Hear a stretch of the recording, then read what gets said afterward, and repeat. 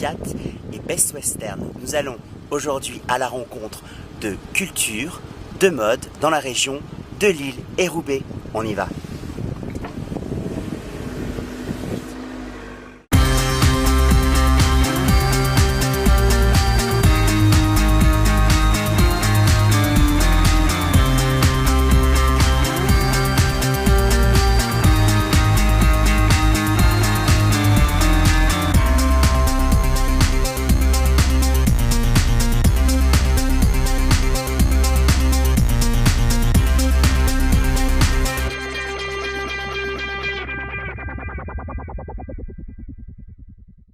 William Arlotti pour le Fashion Post à la piscine à Roubaix avec Alice Massé. Alice Massé, vous êtes conservatrice des collections du musée.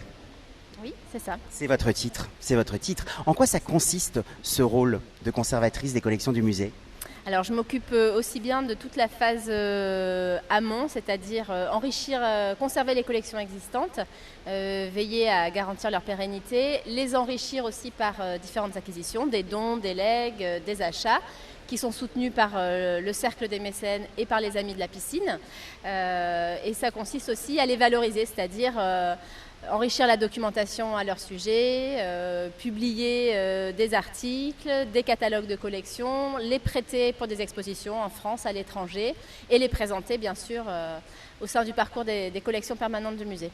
Merci, c'est toujours bien de mettre une expertise derrière un métier. On va revenir sur la piscine à travers deux dates clés, 1932 et 2001, puisque à la base la piscine était une piscine qui est devenue le musée qui rayonne dans la région, en France et aussi à l'international. Est-ce que vous pouvez m'expliquer comment est-ce que vous avez réussi à passer de cette transition qui était signée années 30 Art déco à cette modernité et puis aussi à ce crossover dans les univers, puisqu'on parle de textile, on parle de mode, on parle d'art décoratif, on parle de peinture, on parle de sculpture à travers des collections qui sont permanentes et des artistes invités. Comment est-ce que cette évolution, cette vague, ce dynamisme s'est opéré ? Alors ce qu'il faut rappeler, c'est que le premier musée de Roubaix ouvre en 1835. C'est un musée industriel créé par des industriels textiles qui veulent valoriser leur production, les protéger contre la concurrence et qui commencent à sentir aussi l'importance patrimoniale de leur production. Donc c'est à l'origine vraiment un musée technique, textile. Ce qui est important, aujourd'hui on est un musée d'art et d'industrie, c'est-à-dire que petit à petit cette collection première s'est ouverte aux Beaux-Arts en accueillant des collections de sculpture, des collections de peinture. Mais on a toujours gardé cet intérêt très fort pour la question de l'objet et de savoir-faire appliqué à la création d'objets, de décors, d'où nos collections de mode, d'accessoires, de tissus plats qui sont à l'origine du musée, de céramique aussi avec un important fonds de céramique contemporaine. Et l'idée ici à Roubaix, c'était de faire le lien entre beaux-arts et art appliqué, qu'il y a un dialogue, des allers-retours, des transparences, ce qu'on sent assez bien dans le parcours des collections, puisque ici autour du bassin sont principalement présentées les collections d'art appliqué, mais toujours, et autour du jardin les collections de beaux-arts, mais toujours avec des transparences, des clins d'œil. En vis-à-vis des céramiques, vous avez des tableaux de nature morte. En vis-à-vis des collections de mode et d'accessoires, des portraits mondains qui présentent les habits portés. Donc ça, c'est vraiment un parti pris du musée qui est très important. C'était pas seulement une piscine, c'était aussi un établissement de bains publics, puisque le but du maire de l'époque, Jean Lebas, aidé de l'architecte Albert Barr, c'était de lutter contre l'insalubrité du logement ouvrier notamment, et d'offrir de l'eau courante et de l'eau chaude, ainsi que des soins à l'ensemble de la population, toutes classes sociales confondues. Donc une partie autour du jardin rassemblait des cabines avec des baignoires qu'on a conservées, un étage pour les hommes, un étage pour les femmes, et ici dans le bassin des leçons de natation et des compétitions sportives. La piscine, vous l'avez dit, a été inaugurée en 1932, elle a fermé en 1985 pour des raisons de sécurité à cause de problèmes de fer qui s'oxydaient dans les voûtes. Et ce bâtiment était complètement désaffecté. Et lorsqu'il s'est agi de réouvrir un musée à Roubaix qui soit plus vaste que la petite salle monographique consacrée à Wiertz qui se tenait à l'hôtel de ville, sachant que le musée national de Roubaix avait fermé, n'avait jamais réouvert après-guerre.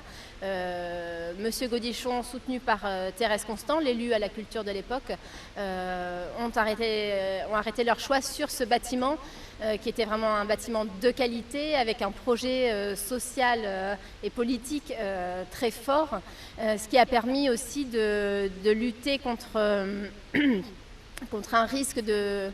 Enfin, ce qui a permis de faciliter plutôt l'appropriation du musée par les Roubaisiens et de faire en sorte que la réouverture d'un musée dans une ville très pauvre, qui avait vraiment beaucoup souffert de la crise textile initiée dans les années 70, que cette ville ne rejette pas un musée qui aurait pu être vécu comme une provocation en fait. Il y a un véritable attachement très très fort de la part d'une grande partie de la population roubaisienne.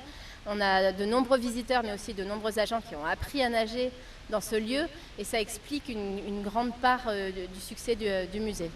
L'affectif est hyper important. Vous me parliez tout à l'heure justement de lignes de fuite, de percées pour avoir fait plusieurs tours dans les différentes parties du musée. Je trouve qu'il y a une dimension sociale, il y a surtout une dimension anthropologique liée à la mode.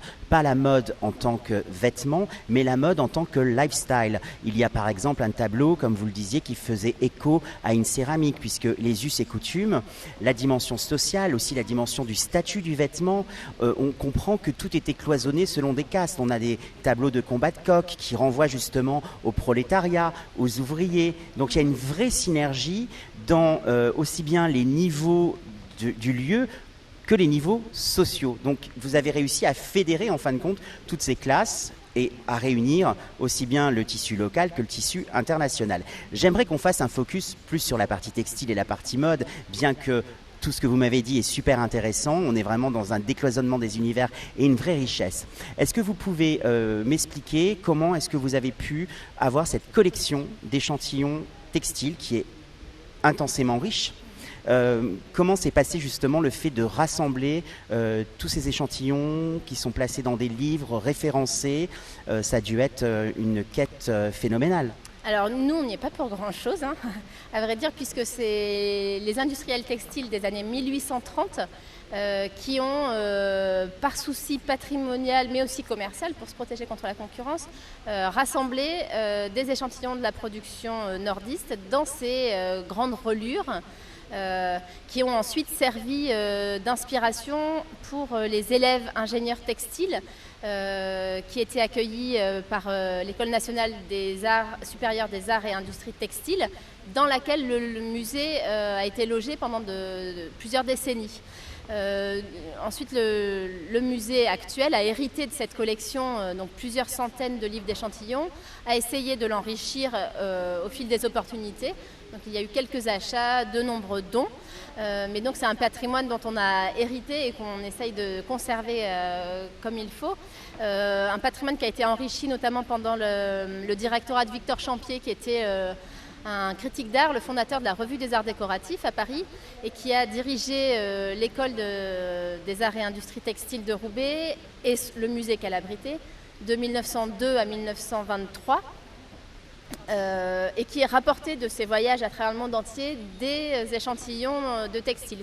Ce qui explique la coexistence dans le fond actuel du musée d'échantillons de production locale et de tissus coptes, de soirées de la Renaissance, de tissus tissés par les Wiener Werkstätte à Vienne, comme par différents ateliers de tissus en Angleterre, Liberty, les Omega Workshop. On a aussi des exemplaires de tissus italiens. C'est ce qui explique voilà, cette ouverture d'un musée local à une production internationale. Donc j'ai bien compris qu'il y avait cette richesse d'échantillons textiles. Les designers adorent réinterpréter le passé pour inventer le présent.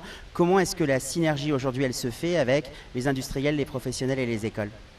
Alors, c'est un lien qui a toujours existé, puisque entre le musée, les industries et les écoles, puisque la richesse de la ville de Roubaix vient justement de son dynamisme économique au XIXe siècle. Aujourd'hui, le fonds textile est en cours de numérisation. Il est accessible sur abonnement sur une base de données qui s'appelle la JARIS. L'intégralité du fonds est consultable ici à la Tissutex sur rendez-vous, aussi bien pour les chercheurs que pour les industriels. Et bien sûr, le musée est ouvert à tous les visiteurs et à différents projets qu'on a menés avec l'ANCET, avec les SAT, avec S-Mode aussi. Ce qui nous permet parfois de concevoir des accrochages, des expositions un petit peu de différents formats adaptés au sujet. Ici, donc s'éloigne de la mode, mais les nichoirs, le résultat d'un concours de céramique avec l'école de Douai. La saison précédente, on a présenté les différents coups de cœur attribués par le musée aux jeunes lauréats de l'école S-Mode dans nos cabines de l'étage. Et c'est vraiment très important pour nous de faire ce lien entre patrimoine et création, Oui, on n'est pas uniquement dans la mode, on est dans les arts et on est dans le lifestyle. Ça sera la conclusion. Je vous remercie infiniment pour notre échange. C'était un vrai plaisir de vous rencontrer et je voulais vous remercier du temps que vous nous avez accordé. Avec cette jolie vue, j'aurais envie de plonger avec vous et de faire une brasse un peu comme Johnny Weissmuller à l'époque de Tarzan, mais je ne le ferai pas. C'était William Arlotti pour le Fashion Post. Merci beaucoup. On a une tradition, on se fait la bise dans le magazine. Je vous embrasse.